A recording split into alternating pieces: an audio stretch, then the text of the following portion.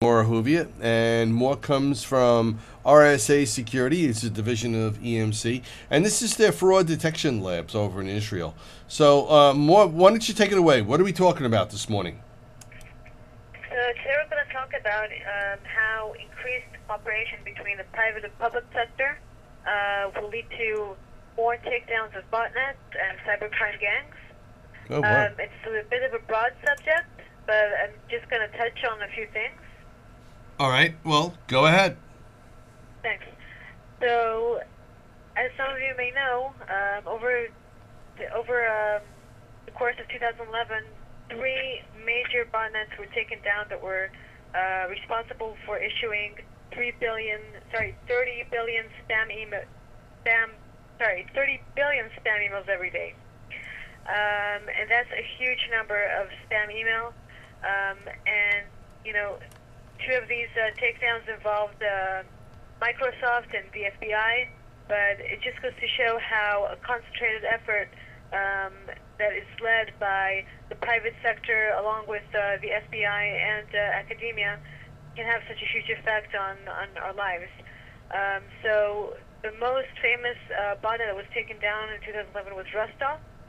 And Rustock was responsible for spamming, sending out 30 billion spam emails every day.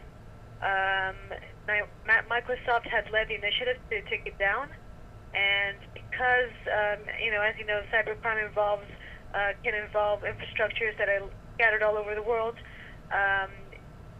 Microsoft and the FBI got help from the Dutch High-Tech Crime Unit, as well as University of Washington, a Chinese domain registrar. So I thought that was a really nice example of how both the public and private sector and academia can pull in together to take down these very massive botnets. Coreflood was another good example. With 2 million systems, it issued several billion spam emails every day, and again, the FBI took control of domains that were used to control it. Kahilos was another example.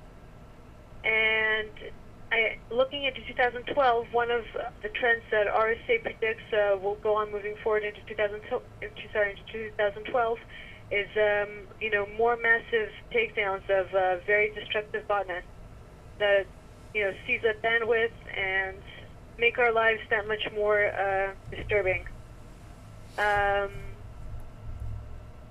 Do you have any questions for me, Joe? Or should I continue to our... No, no. I'm listening to everything you're saying. Rustock we knew about. The other one, could you go over that one again a little bit more and the name of it? Because I didn't catch that one as clearly. Sure. So we have Rustock, we have Coreflood. Oh, Coreflood. Yes. Okay. Right. I got it. All right. I'm there. And the FBI was, again, very proactive in taking down the botnet. It seized control of 29 domains that were used to control that botnet. Yeah, I know, and I'm kind of in agreement with you there. I think it is a nice example of where public law enforcement, along with the private sector, can actually get something accomplished.